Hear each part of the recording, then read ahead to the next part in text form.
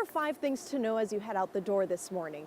Tonight, Governor Janet Mills will hold her inauguration ceremony at the Augusta Civic Center. The event is set to start at 4:30 p.m. and will include musical performances and poetry readings by Mainers.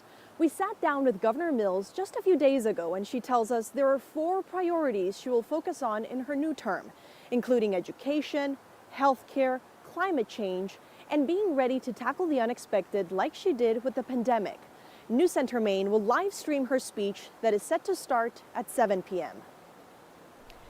In Lewiston, the City Council is tabling a vote that could change the role of the mayor. The issue is a proposed amendment that would prevent mayors from getting involved in some debates during council meetings.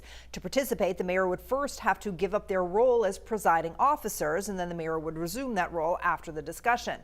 The council plans to talk about the proposal more during an executive session and will bring it back at a future meeting. However, a date for that has not yet been set.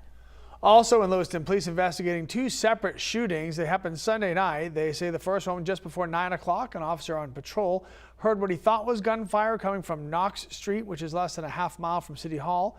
Officials say nobody was hurt there, but they did find some shell casings. Second shooting happened at a home that was on Pond Road 2 hours later. Police say they found a 21-year-old man with a gunshot wound. They are asking anybody with information about either of those shootings to please contact them. Portland's tax assessor is leaving the job 10 months after he was charged with domestic assault. In a statement, a city spokesperson told the Portland Press Herald that Christopher Huff resigned before the new year. Portland City Council will now consider giving the job to Huff's assistant as soon as today while looking for a full-time replacement. And there's some opposition to a proposal that could ban the sale of flavored tobacco statewide. Some lawmakers from rural areas told the Bangor Daily News that they would oppose a ban because it would just send Mainers to New Hampshire, where sales would still be legal.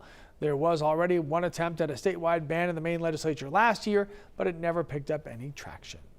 All right, final check of the weather with Todd. Yeah, today not a problem. Just a couple lingering showers, mainly cloudy skies, high near 40. Tonight, tomorrow, light icy mix. Thin glazes will create some travel problems. And then on Friday, any lingering moisture will fall as some snow showers.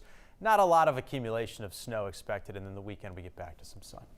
Okay. Sun. Oh, yeah, I remember that. Yeah, it'll be nice. It'll be nice. Yeah. Have a good one, everyone. Stay safe.